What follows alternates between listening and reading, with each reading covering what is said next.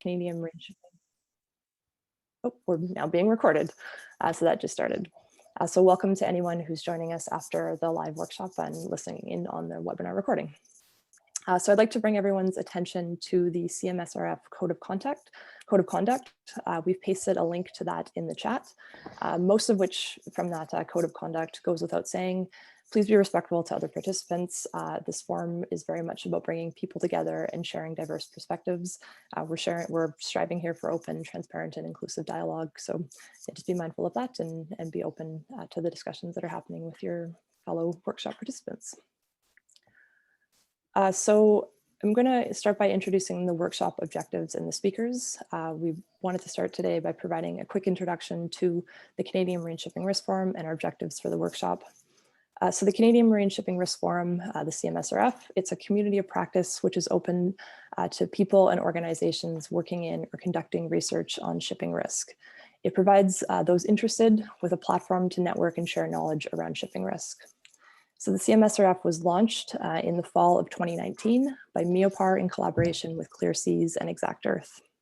So we've had about 5 different sessions to date. These collaborative sessions bringing different risk practitioners together. This included a kickoff webinar in October of 2019 and an in-person workshop in December of 2019. So the workshop today is our next event to help foster discussions on marine shipping risk. Our next set of workshops and webinars are aimed at identifying gaps in shipping risk knowledge and risk communication by looking at Canadian risk initiatives, information, and resources related to shipping risk, outlining a common risk framework on marine shipping, and mapping initiatives and resources to a risk framework. So the focus and objectives for today's workshop is to help pull together an inventory of shipping risk resources, including different models, tools, approaches, practices, and processes, and other resources that could be considered and included in a common risk framework. So to kick us off today, we have a series of short presentations by 4 different speakers. So first, Paul Bulmaris, who's the Executive Director of Clear Seas, will provide more context on the objectives of the Canadian Marine Shipping Risk Forum and its origins, and provide some examples of marine shipping risk projects that are underway at Clear Seas. So then Michael Wallace, who's at Transport Canada, will outline the need for pulling together the fragmented pieces of shipping risk initiatives, resources, and research that's happening in Canada. Following that, Ron Pelot at MEOPAR is going to provide a short overview of different shipping risk research studies undertaken by MEOPAR researchers. And finally, Floris Garlant at Dalhousie University is going to outline elements that are common to many different risk frameworks that are relevant to shipping and shipping risk, presenting a few different examples and discussing how they differ. This will help set the stage for our breakout group discussions. So as mentioned, we're going to have that question and answer period following the presentations.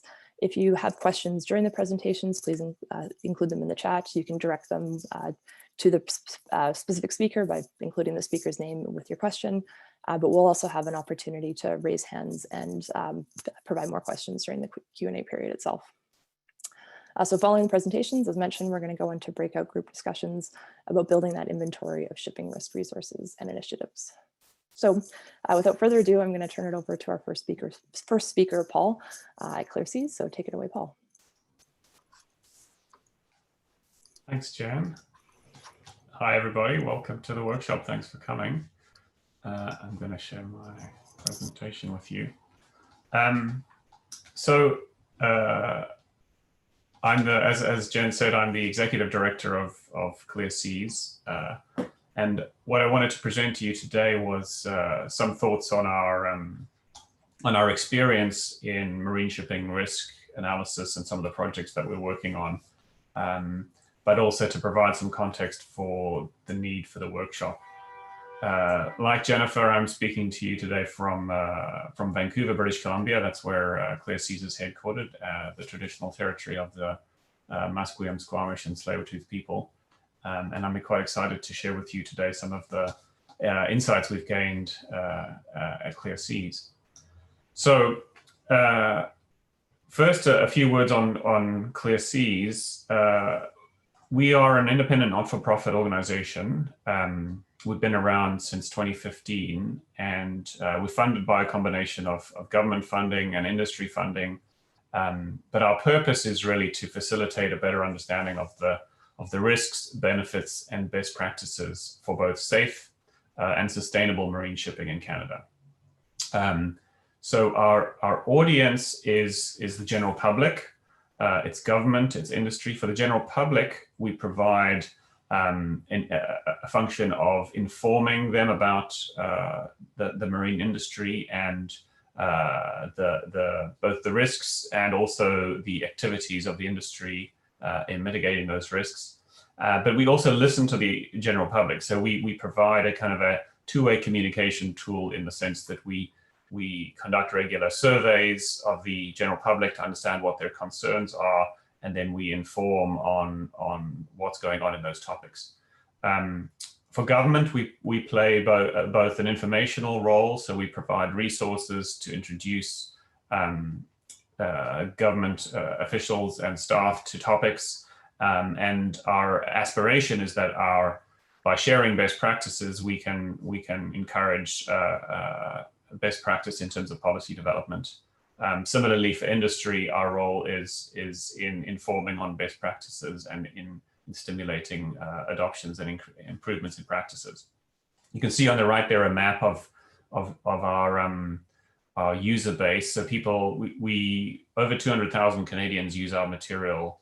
We're approaching about 1% of the population in some provinces. You can see a focus of interest from provinces that have a maritime connection, but actually across Canada, we have interest in these topics.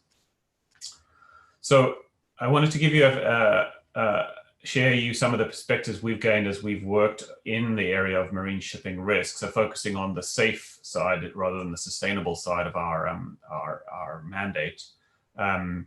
We have an initiative called Marine Transportation Corridors, which is initially focused on the Pacific coast.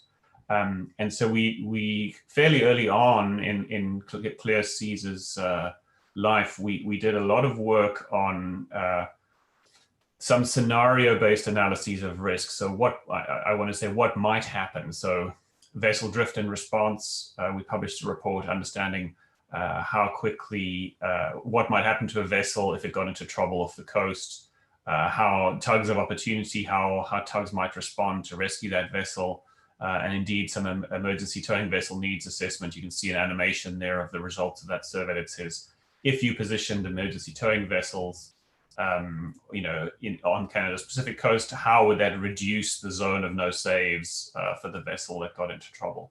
So these are kind of scenario-based analyses and probability-based analyses of risk.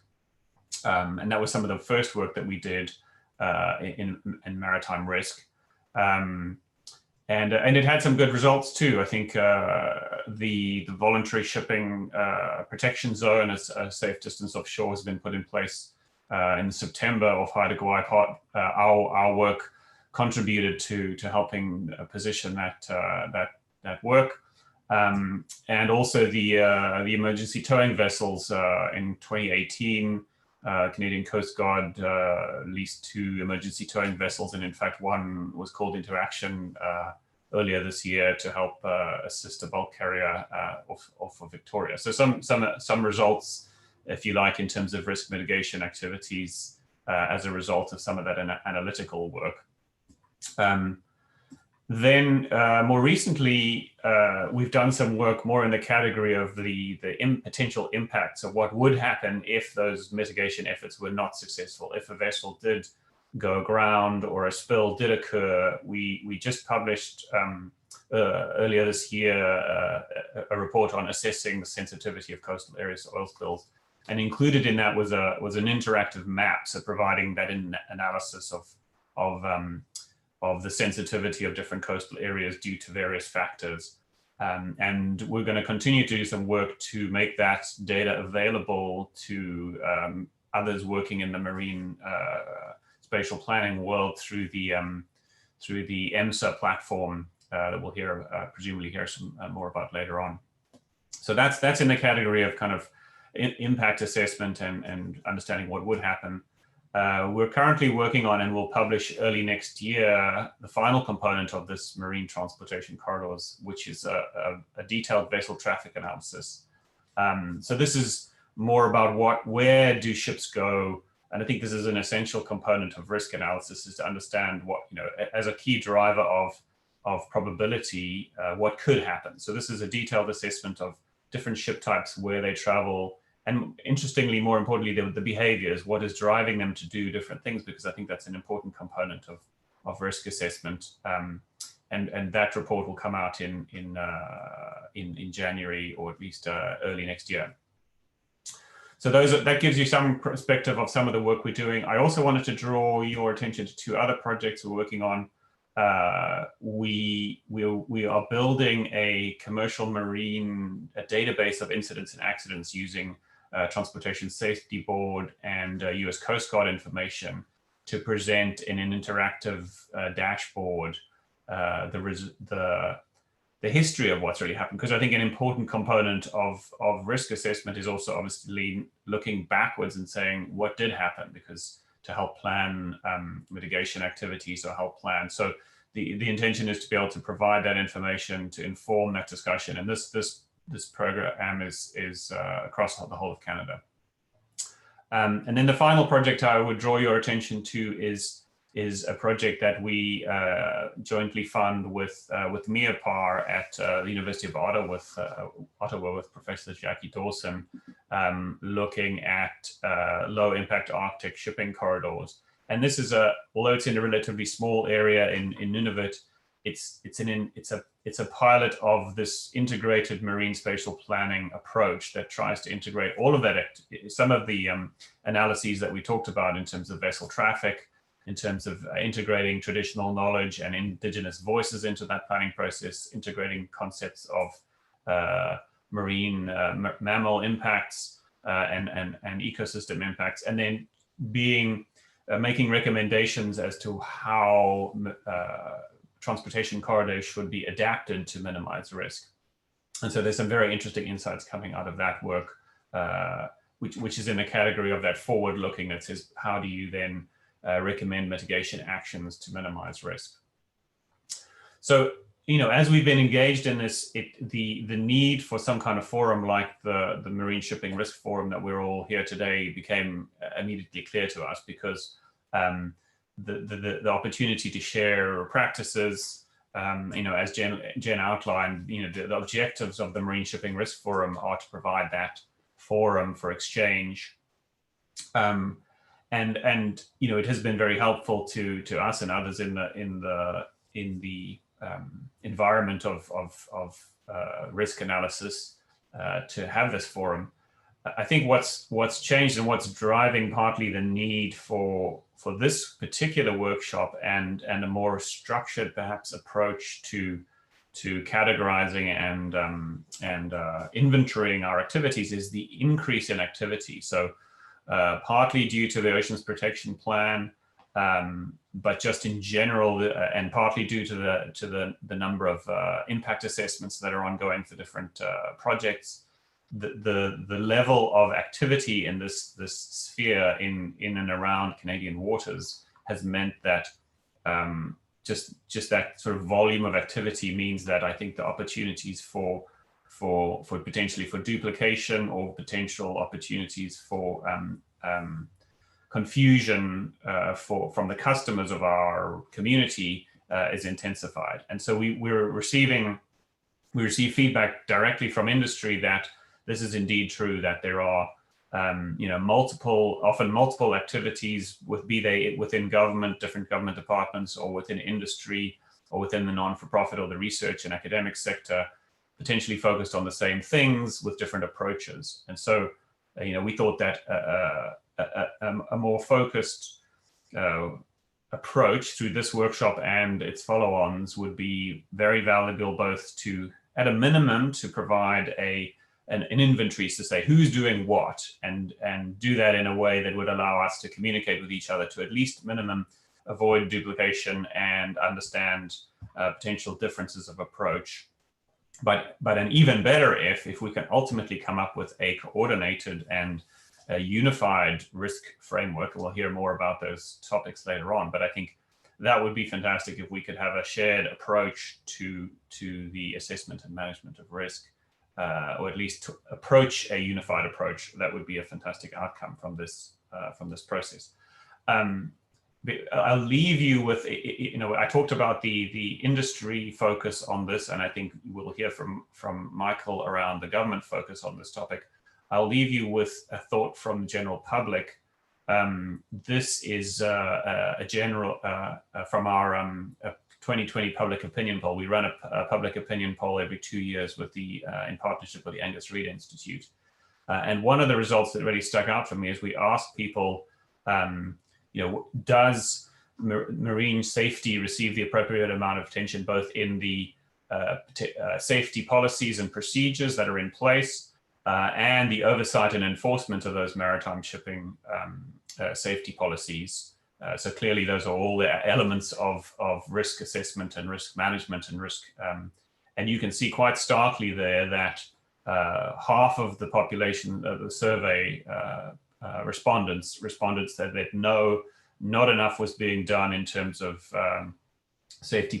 putting safety policies and procedures in place, and 48% said that no, not enough was being done, not enough attention was being paid to the oversight and enforcement of marine shipping safety and policies that are in place. So I think a stark reminder from the general public out there saying, this forum clearly is important, and the work that's being done and the work that we're contemplating is needed. I will leave it there and hand it back. I guess I'm going to hand it over to Michael. Thanks very much, Paul. I appreciate you kicking it off for me. And yes, I am going to go into some of the actions that the Government of Canada has been taking specific to the Oceans Protection Plan. So I think it's important to note right off the bat before I start on my presentation that I will be providing sort of a broad inventory of some of the activities that the Government of Canada is taking in this space around sort of the assessment, the identification, and the mitigation of marine shipping risks. So I myself am not the subject matter expert on all of these initiatives. Many of these initiatives are being led by my colleagues in different parts of the country. So if you do have specific questions, I may need to point you in the right direction before to get sort of the appropriate answer.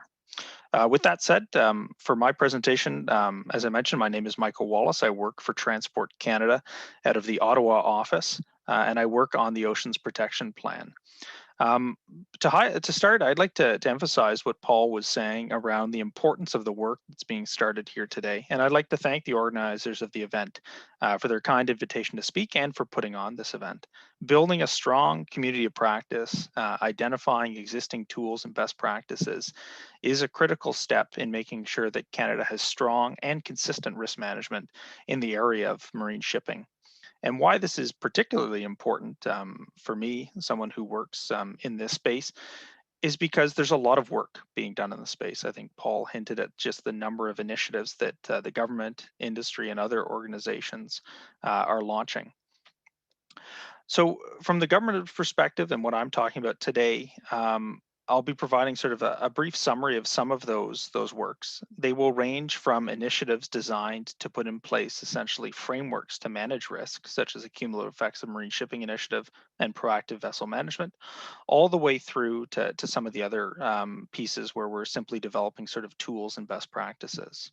I should mention that through the OPP and through all of these initiatives, the Government of Canada is taking the approach of collaborating with Indigenous groups, industry, other levels of government, and marine stakeholders on how we can move forward.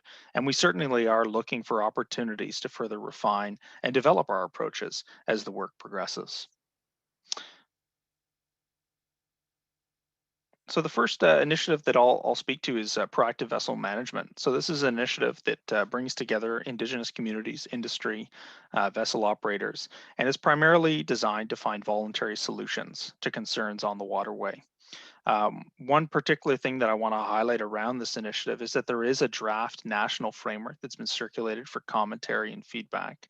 And this national framework essentially outlines how sort of the proactive vessel management approach could be taken in Canada on a national scale and sort of the steps in that process.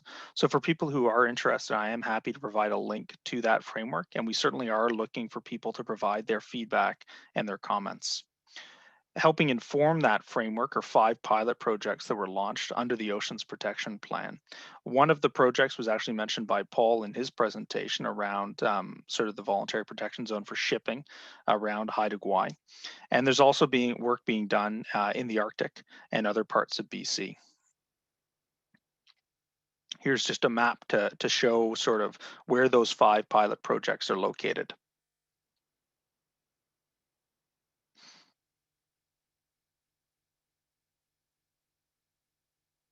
Oh, sorry. And then sort of another initiative is the cumulative effects of marine shipping. So once again, this is an initiative not necessarily to look at voluntary solutions, but to come up with a cumulative effects framework to take a look at sort of the cumulative effects of marine shipping in a given area.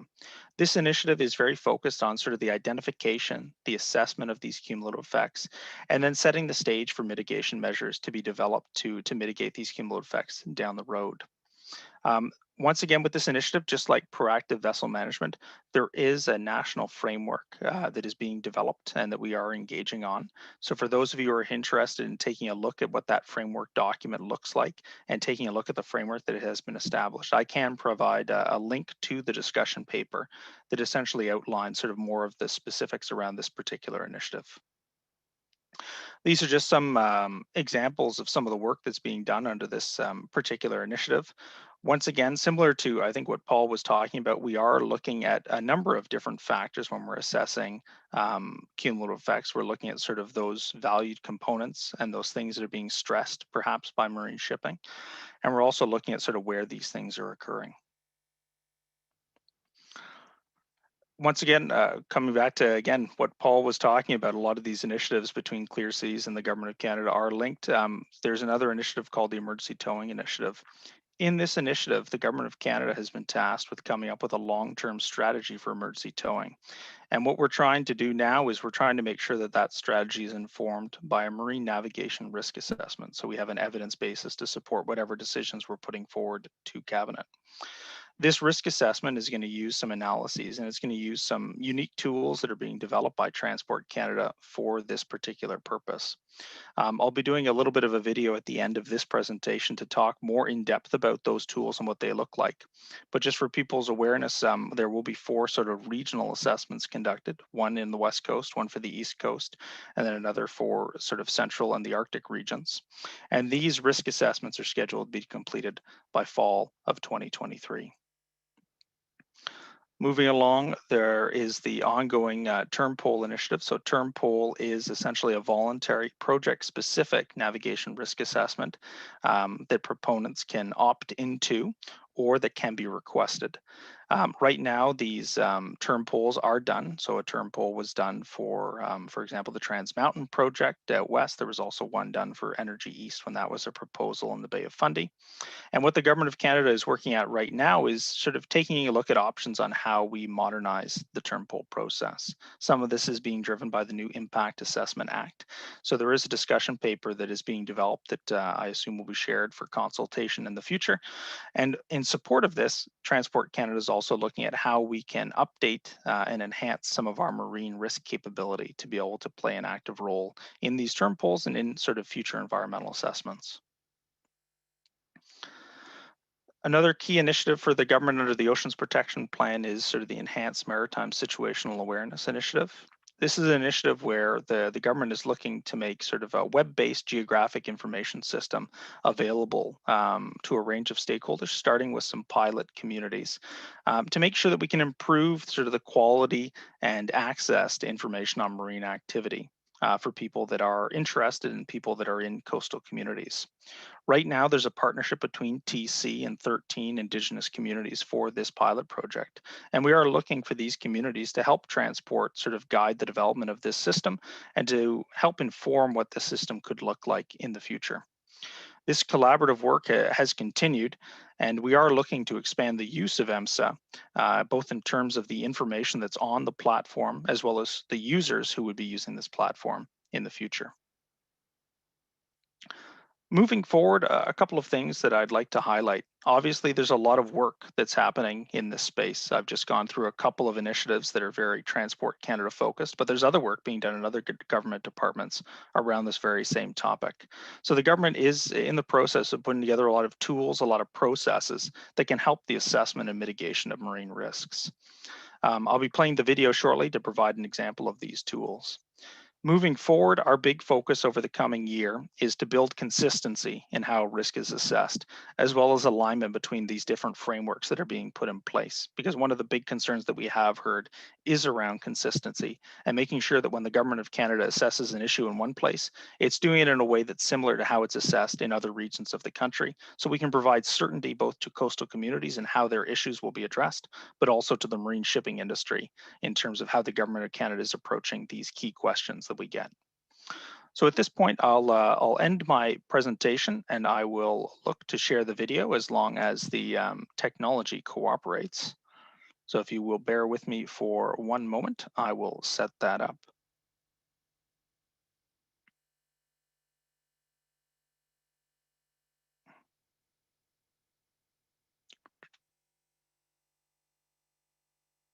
I apologize.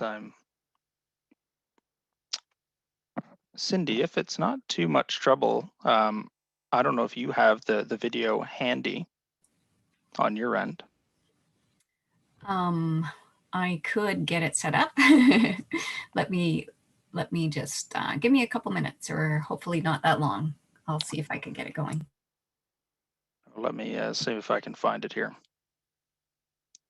Oh, thank you. I do have it. At Transport Canada, within the Oceans Protections Plan, we have been and continue to develop specific GIS tools that help us to sort, compile, and analyze large amounts of data that feed into decision-making processes.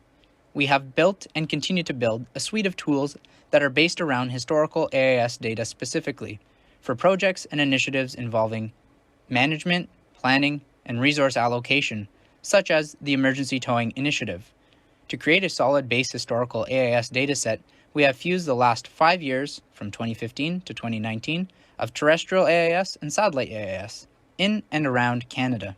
This is joined with static vessel data that helps us to classify vessels by types and sizes. The first tool we are showing is called our Vessel Movement Density and Statistics tool.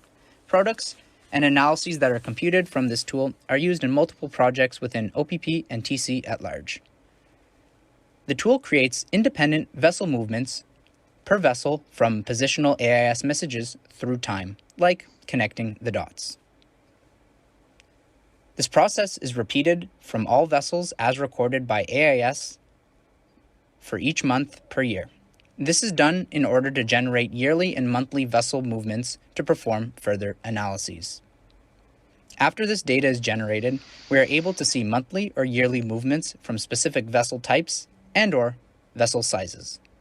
Using this tool, you're also able to generate descriptive statistics on the number of nautical miles being sailed per month for a given time period, say, from 2015 to 2019.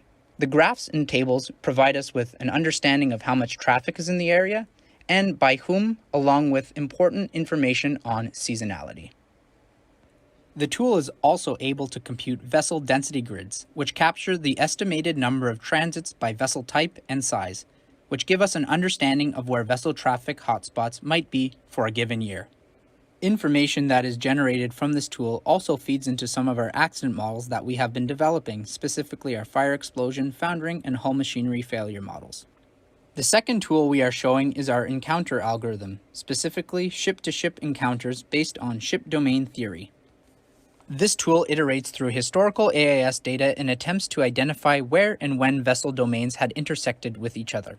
The ellipses represent the vessel ship domain. The size of the domain is dependent on the vessel size. The larger the vessel, the larger the domain. This algorithm attempts to identify in what we call a striking encounter. This is when one moving vessel's ship domain intersects with a non-moving vessel's ship domain. The algorithm stores all of the potential encounters within a database that can be visualized and analyzed after. The other encounter type that this algorithm attempts to identify is a collision encounter. This is when two moving vessels' ship domains intersect with each other. Similar to the previous vessel movement density and statistics tool, Information from this algorithm will also feed into some of our accident models, specifically our collision and striking models. We look forward to discussing some of the other tools and models at a later date. Thank you for your time. Thank you very much then, everyone. I'll pass it over to Paul.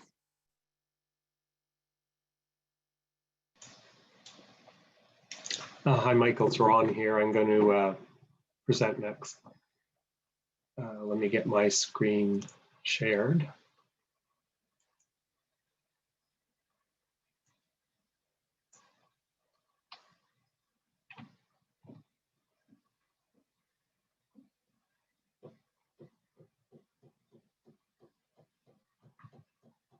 Just give me a sec, everybody. I'm trying to.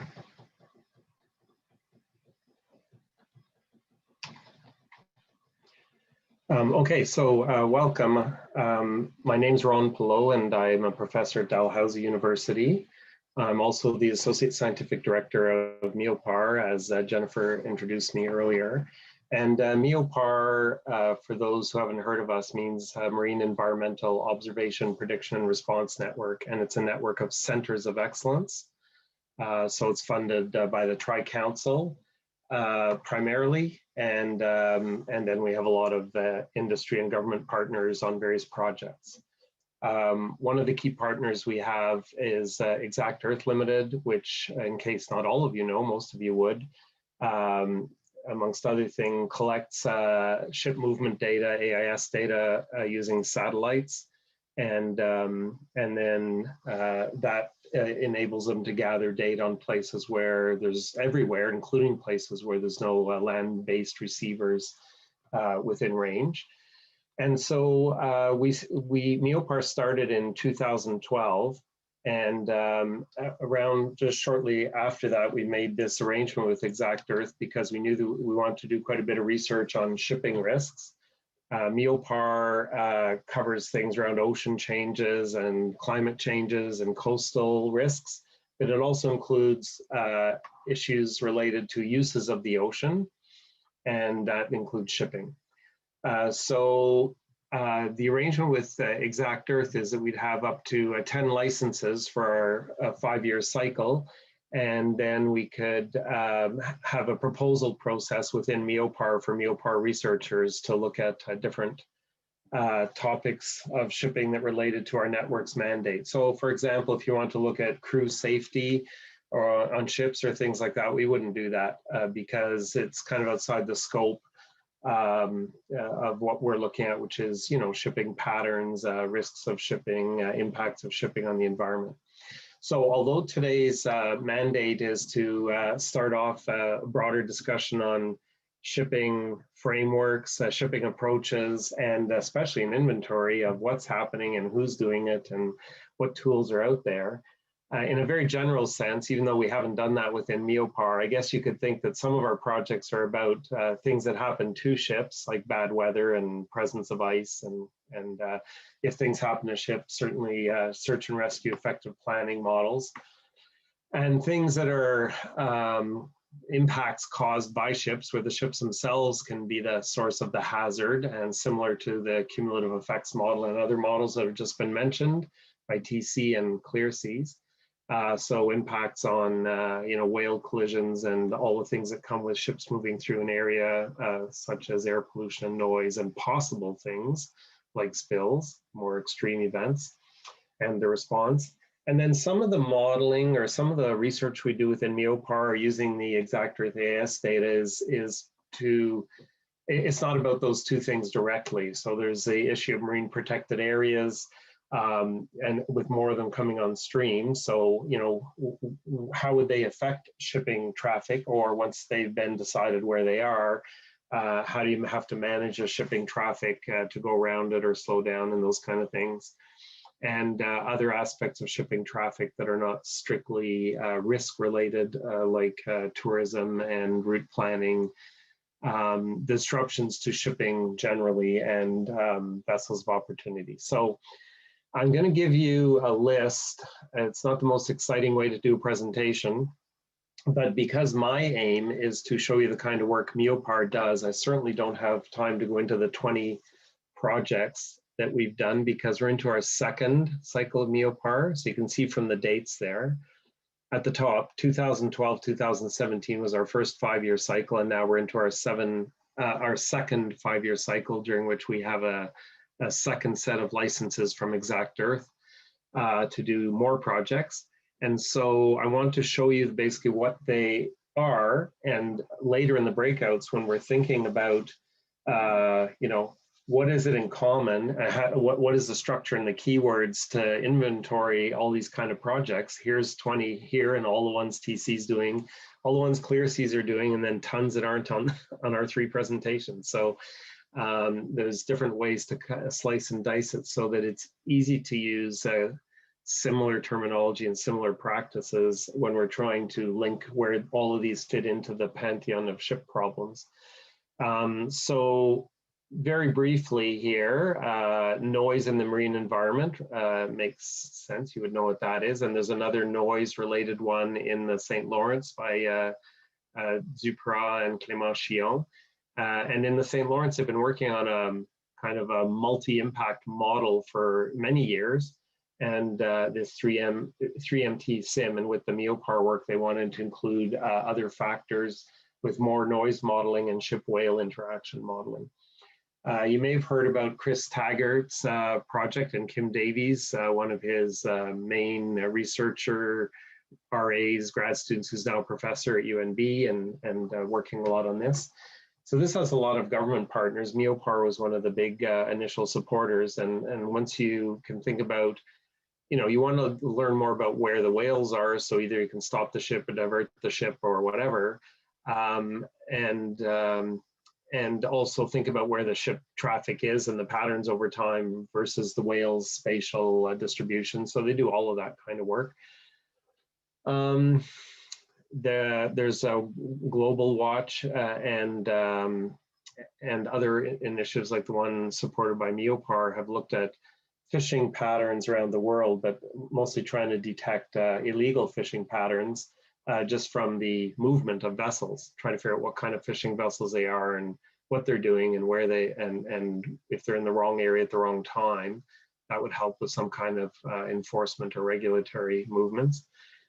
Stephanie Chang at UBC used the AIS data to look at disruptions to marine transportation, but largely around fuel, getting fuel mainly to Vancouver Island and I guess the surrounding islands, and what are the impacts of that and what could be backup plans.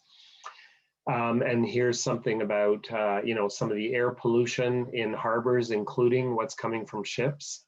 So that was trying to incorporate the shipping emissions into more general measures. I did some generic modeling on oil spill risks, thinking where the ships and where is the risk highest based on simple models of groundings or collisions and proximity to shore and things like that. And there was another one on pressurized ice and how that might interfere with ship progression, done by Rocky Taylor at Memorial.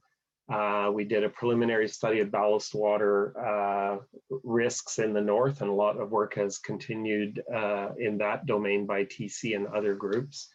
And the last one here, the big data center, is that Stan Matwin is a prof at Dal, and he manages all this AIS data as well as doing research on it. And that's like, how do you dig the most information out of it, not just a specific shipping impact problem, but how do you extract the maximum data out of there in terms of ships behavior, ship trends, ships misbehavior, things like that. So some of these are a bit similar to the first cycle ones, and I only have about a minute left, but we're looking at oil spills on the West Coast, Dilbit and oil spills. Rosalind Kness has another project looking at whale watching vessel movement, both to understand that traffic better and also to think about smaller AIS transmitters that could be used on vessels like that. It might be cheaper and more accessible. Floris Gorland, who's presenting next, is working on a project which I'm involved with and others, looking at if there's a major natural disaster such as an earthquake on the West Coast and it disrupts shipping, what are you going to do about it in the emergency response phase? How are you going to get goods around or to Vancouver Island or evacuation and things like that? Jackie Dawson, as already mentioned by ClearSeas, has done several projects on shipping in the north, including one on looking at marine protected areas and the corridors in the north. David Atkinson, who does a lot of weather and ocean modeling, is looking at the northwest coast of BC and thinking about where's the shipping traffic and what do we need to know about the adverse weather on slowing down or stopping the shipping traffic, which does resupply and other things. I did one model of how do you do a cumulative risk assessment when you want to look at how to combine various types of risks from ships, because risks come with all these kind of risks, and you may want to say overall, what is the risk of a kind of a continuous thing like noise and an extreme thing like oil spills? Mathematically, that's very interesting. How would you go about that problem? Brad DeYoung at Memorial, working with others in MEOPAR, is thinking about how to use vessels around the world to gather more ocean data. And that's not a new problem, but MEOPAR has been working quite hard on various aspects of that. And part of that is to look at where is the global ocean traffic and how can you use that for better planning. Jackie Dawson also has set up this group called CastNet to specifically focus on different aspects of northern shipping with researchers from across the country. And we're looking at how do we get different funding for projects related specifically to that. We're starting a project soon, I hope, on the safety of ships up north if they get stuck or have an accident. They have to have some equipment and preparations on board according to the Polar Code to be awaiting rescue. And the question is it really sufficient time? So we're going to do modeling around rescue in the north. And again, Stan Matwin continues to study the data and different ways it can be sliced and diced for effective use. So that's pretty much my time. I'm going to stop there, but I hope that gave you a quick smattering of all the projects that are going on. So thank you very much. I'm going to pass it over to Floris now for the last presentation.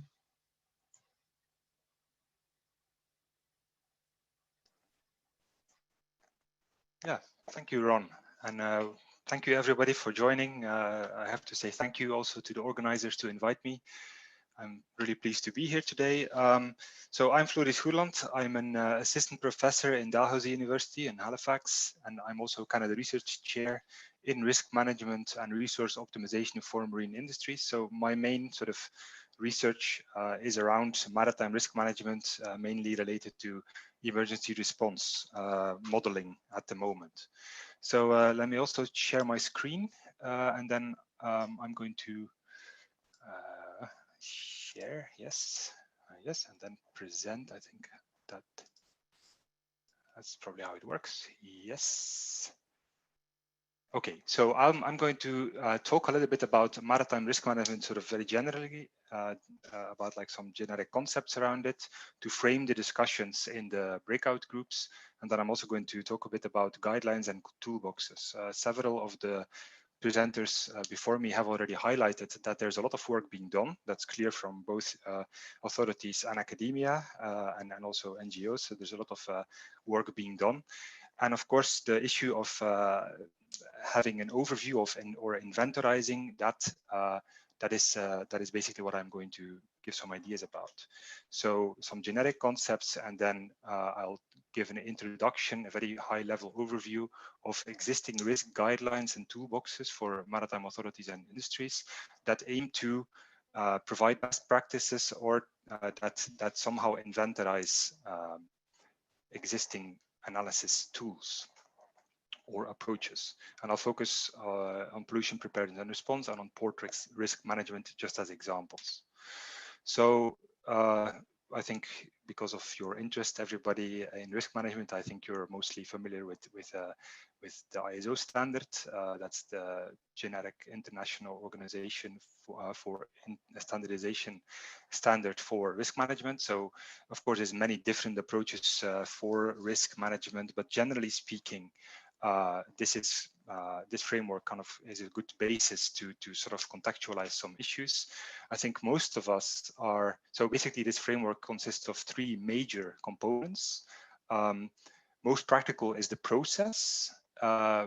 Then you have the framework and you have principles. So what are these things? Basically, the process is the very concrete steps to assess risk and to take action. So that concerns the steps identification, analysis, evaluation, and risk treatment. So that's the really application analysis of tools and making your assessment about risk acceptability and actions that are needed, trade-offs and costs involved in decisions, of course, as well. So that's, I think, what many of us are familiar with. Also in the previous presentations, you have seen quite a few examples of that. You also have in the standard the framework, which relates to how risk assessment as a process is embedded in the organization. So that links to who is responsible, what kind of reporting procedures are there, who should be included in the analysis, that kind of more organizational or governance, depending on the context, perhaps, but so more organizational issues related to doing risk assessments. And principles, that's a very high level category here that speaks to underlying values and considerations. So for instance, being integrated, being structured and comprehensive, customized to the needs, inclusive, dynamic, based on best available information, and so on. So that's generic ideas that are used as a basis for both doing the process, so doing the risk assessments essentially, and also how to link the process and execute it in an organizational or societal context. So that's just as a sort of maybe recap or just a sort of framing of the discussion. So now I'll just give some overview of some existing guidelines and toolboxes with the rationale that in other areas or other application domains, very similar challenges have been found to exist to be able to categorize or to get an idea of existing best practices. So our problem that we have in Canada in context of the Ocean Protection Plan and all the activities related to that and all the scientific research also, that's not unique to Canada. There's other organizations and contexts and areas in the world where that has been found. So there's a few examples here. For instance, the EPPR guidelines, so that relates to the Emergency Preparedness, Prevention and Response Working Group of the Arctic Council. So they are interested in doing emergency preparedness and response, obviously, related to shipping accidents and environmental risks. And they also have a guideline with best practices for how to do risk assessment, what kind of data is available, and so on, with the intended users being administrations, intergovernmental organizations, so the Arctic Council in this case, also NGOs and consultants. There can be, of course, other stakeholders, indigenous communities, general public. So this is not limited, but those are the main intended users. Another one that I will talk about briefly is the hazard toolkit. That's actually one originating from the Baltic Sea region. I used to work there, so that's actually why I know it. That relates to seaport risk management. That's focused more on industrial related risks of handling goods and shipping operations in ports, with intended users being port authorities, terminal operators, and marine industry related to their port activities. Then you also have the IALA toolbox. IALA is the International Association for Lighthouse Authorities and Aids to Navigation. It's a very long name, and I won't even try the French. But they also have a toolbox where they are having several risk assessment or maybe risk analysis tools and models focusing on navigation risk with the idea to assess the need for aids to navigation in specific waterway or sea areas. And then you have the open risk guideline. That's a guideline that focuses on oil spill preparedness methods and models and analysis approaches for oil spill, with a focus on the Baltic Sea region as well. So focusing on response authorities, Coast Guard, and then similar organizations, and also intergovernmental organizations. In that case, that would be HELCOM, the Baltic Sea Environmental Protection Commission. So if we kind of look at what those guidelines or toolboxes contain in comparison with the ISO standard way of categorizing things, most of the toolboxes that you see are very strongly focused on the process. So they really give insights into existing models, existing tools, existing best practices, perhaps. But there's also some of these, let's say, guidelines also speak to how to do risk management more broadly. For instance, how to organize the responsibilities, when to do risk assessments. So that's more related to the framework of decisions about when to start processes and things like that. So, and very often actually they also refer explicitly to the ISO standard as a basis of discussing and framing the work that they do for their intended users. So looking a little bit how that is organized in the EVPR guideline for Arctic risk assessment, marine risk assessment. So they focus on the risk assessment process. So they have the different steps, identification, analysis, evaluation, treatment, and they have a brief explanation of what the idea is. So guiding users and stakeholders in understanding what that process actually is, and some issues related to what is the purpose. And then they list several tools and resources, best practices. So they well, or let's say maybe more practices. They refer completed reports, then you can kind of value yourself if it's good or not. So if it's best or not, or just a practice. They also have data sets that can be used for risk assessments. So repositories and sources of data, meteorological, oceanographic, ice data, biological data. So inputs that you could use to making risk assessments. They also have web tools, so different online maps, mainly maps for environmental vulnerability and marine activities in the area.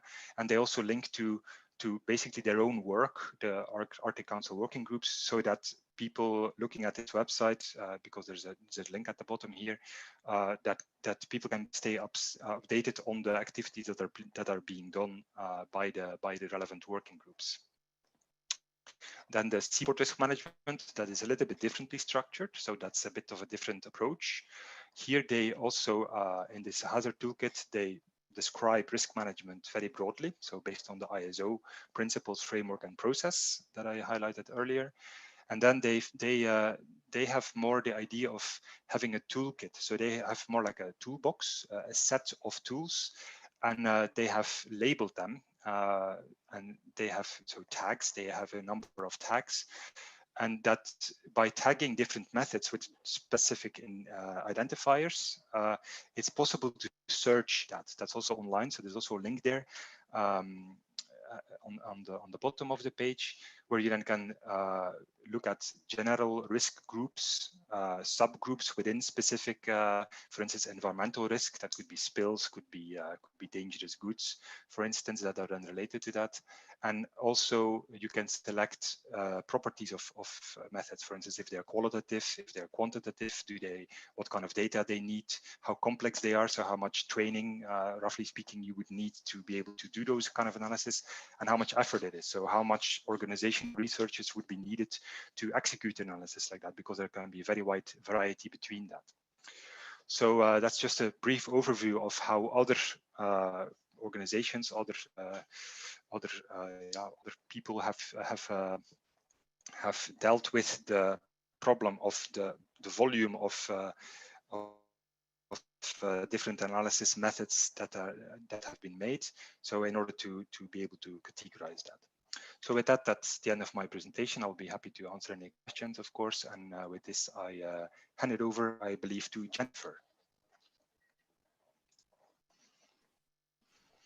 Yeah, thank you, Floris, and thank you to all the presenters for your talks today. We do have a few questions that have come in through the chat, so I'll turn our attention to those first. So the first one was just about whether the presentation materials could be made available after the fact, and yes, they will be. We're planning on posting the slide decks and the recording of the presentations on the CMSRF website, which is hosted on the Clear Seas website. So that will be made available after the fact. I think our next question was specifically for Michael. So I think the different speakers have their video turned back on. So thank you guys for doing that. So Michael, a question came in for you from Dave Rolston. He wanted to know if the AIS data has been ground truth using radar. It's asked that many smaller vessels don't use AIS or have details on vessel size or register their AIS. So I don't know if you're able to respond to that, Michael. Sure. I mean, I'll be honest, we do not ground truth our AIS. We put it through a basic sort of processing to make sure that we remove sort of the false signals over land, etc. But we don't sort of ground truth it against radar. And then I think the comment about the smaller vessels and vessels without AIS is a good one. And we are exploring other ways to try and take those vessels into account as we look at marine shipping risk. But we're not quite there yet. So that would be what I would say. Great, thank you, Michael. So the next question came in was for Ron. Someone was wanting to know, again, it was Dave, I believe, if the reports on the projects are available on the MEOPAR website. Yeah, so I answered that in the chat, so I'll point everybody there to say that we will have a document summary of all the projects in MEOPAR, and coincidentally, we're redoing our website, so that'll probably be out in the winter, and then we can add a brief descriptions to all the projects there. Wouldn't be possible to find them all listed on our website right now, on our old website. Great, thank you, Ron. So next question came in from Joe Spears. This was specifically directed to Michael and Transport Canada. So Joe says, Canada prepared materials for the Arctic shipping assessment in 2009, led by the Arctic Council. Have you looked at this work led by Professor Aldo Cherkop? A major team was put together to address issues we're discussing here today. This provided a risk framework that went to the Arctic Council, PANAM, I'm not sure what that's right, but Oh, sounds Michael. good.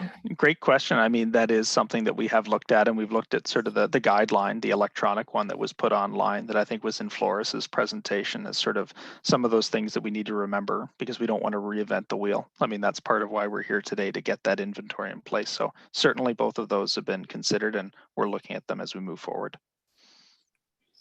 Great. Thanks again, Michael. And next question is for you as well. So this came in from Christine K. Are the outputs of the vessel movement and density tool presented made available or published on a regular basis? And could they be made available for collaboration with DFO? Yep. So I think certainly in the future, we'd look to make them available. I think even beyond the federal government, if that's possible. There is some work that we still need to do internally to make sure that we can do that. But certainly the outputs, we are looking at options about how those can be shared online. Great. So another question came in from Dave Rolston. Have the new radars been installed yet on the central coast of BC? Could be used to ground truth the AIS risk models. So I think that's coming back to his original question to you, Michael. Yeah, I don't have the answer on that. I can check with some of my colleagues. I'll start with the Canadian Coast Guard to get an answer back. So I don't know if we have a mechanism for getting back to people if they have a question that we can't answer, but certainly we'll look into that one. Great, thank you, Michael. I would just chip in and say that that's probably quite an essential component, I think, in some of our experience in trying to use AIS tracks to do, potential collision analysis. It's important to verify that some of that kind of data. Yeah, thank you, Paul. So I think that's it that we have as written in questions. I can open it up to anyone on the call. If you have a question you'd like to ask now, please raise your hand and we'll give you an opportunity to speak your question verbally. Any other questions before we move to the breakout groups?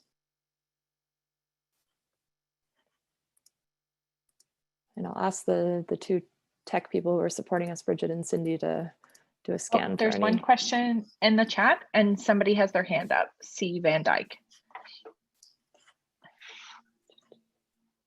Oh, hi, I'm C. Van Dyke. Hello? Hello, yep, Yes, we can go hear you. ahead. Please. Okay, I'm Catalda Van Dyke. I have a question around the survey that was done about the safety and reliability of shipping traffic. When was that survey done and where? Where were these participants of the survey located? I'm here on the West Coast in Vancouver, so I know there's, would be strong input from the community here around, safety and reliability of shipping traffic. So I just would like some more information about that survey, please. Was that directed at me, about the survey I mentioned in my presentation? Yes. Oh, sure. I'll post the link in the chat for everyone to see. It does include a breakdown by province as well, so you'll be able to see the viewpoints of those on the West Coast, but in every province as well on a whole number of questions, not just the one I showed you. So I'll send the link along right away. Great. Okay. Thank you. Any other questions before we move to the breakout groups? Any other hands up?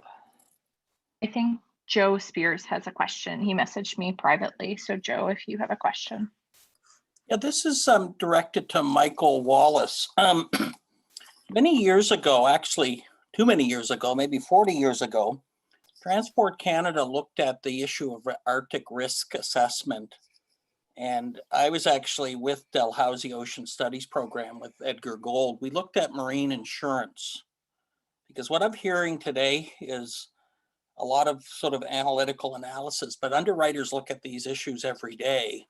And Transport actually did quite a bit of work. I spent a year in London at Lloyd's looking at these issues. And I think it's relevant to the analysis of risk management, how insurers look at this, because they're ultimately the ones often controlling shipping activities in addition to the maritime administrations. And I'm just wondering, have you looked at that? And that's probably going back into the great literature. This is not, there's no electronic copies of this. There was quite a body of work done, millions of dollars spent. So I wanted to raise that because I think it's an important one. No, I think it's actually a great point, Joe. I mean, sometimes we hear from industry that the people who put them under the microscope the most are the underwriters of their insurance. So certainly something we can take back and make sure we consider. I'll send you some of that because some of that exists in the Library of Parliament and it was quite groundbreaking because at the time, underwriters and Duke Snyder, I see, is in this group. I mean, he's well aware of this. Underwriters often go and look at these things. And one of the problems we have in Canada is we have no foreign, we have no commercial ships engaged in deep sea trade. And a lot of the stuff we're talking about is impacting the Canadian coast. So I think that's a pretty relevant issue to sort of raise at the start of this analysis. No, I appreciate that. Anything you can send along, we'll certainly take into consideration. And thanks for digging it up. Thank you. Great, thanks everyone. So I know we're a bit behind, so I might cap us there on the questions. If there's any further questions that you haven't had a chance to ask today, we will provide an email address for the Canadian Marine Shipping Risk Forum at the end. You can direct your follow-up questions in an email, and we can, if they're for the specific speakers, we can link you to those speakers to get a response at a later date. But I will stop us there for now. So that concludes our presentations and Q&A period. I did want to thank all the speakers again for your content and the participants for your questions. I think we have some great context for on what our objectives are for here today and what's going on in terms of the different risk work in Canada to help us build out this inventory of resources, which we're going to talk about in our breakout group sections. So in a few minutes, we're going to split into those smaller groups, and we do have some key questions that will help us guide our discussions today as prompts for those breakout groups. So I think Cindy is going to share her screen again with the breakout group questions. So our objective with these smaller group discussions is to tap our audience here today for more ideas of what should be included in this inventory. So we've talked about quite a number of different initiatives so far today, but we really want to get the full suite of things. So Francis did give us some great examples of the kinds of things that we're looking for, and you can, as well as the talks from the other. Sorry, Flores gave some great examples, but yeah, we're looking for different things that we can include in that common risk framework. So the questions that we have here are, what are the Canadian tools and resources that could be useful for marine shipping risk practitioners to include in an inventory and that common risk framework?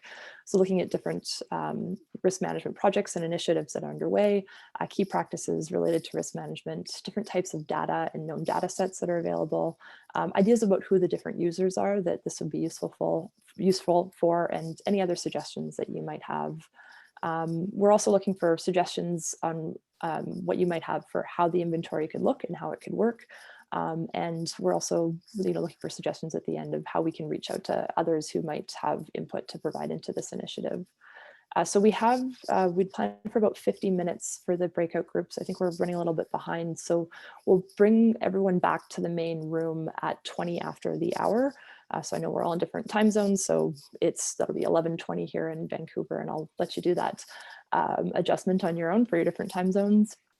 But yeah, I think that leaves us there. Do any of the speakers have anything that they want to add before we talk about the breakout group logistics? Nope. Okay. Oh, sounds good. So we're going to form 5 different breakout groups. I'm not sure what our numbers are at now, but I think we're at about 80, 90 people when we started. I know there'll be a bit of attrition going into the breakout groups. So there should be about 15 people per group. Each group will have one of the speakers or myself helping to moderate the group. And there'll also be a scribe taking notes. And as I said, we'll come back at 20 past the hour to this main room. I think there'll be a notice from the tech support on what the timeline is when we have sort of a 5-minute warning to be coming back. And yeah, when you're in the breakout groups, you're welcome to turn on your audio and video. I think we'll do a quick introduction to the different people that are in your group. And then we can go ahead with the different questions. So just a reminder again that the breakout room discussions will not be recorded. And so any of the content that you share in the chat won't be saved. So if there's things that you're trying to catch, please do share it with the scribes can help copy that and put it into the notes that they're taking, but do help them capture the details that we're wanting to capture in these breakout groups. I think you can leave the breakout group at any time if you need to take off soon. And I think that's about it. Oh, if you need to ask for help, there's I think a help button where the tech host can help with the breakout group. So that's there if we need it. So without further ado, Bridget, I think will now move us all into the breakout groups. I think that takes a little bit of a minute for that transition to happen, but you should be in one in the next minute or so.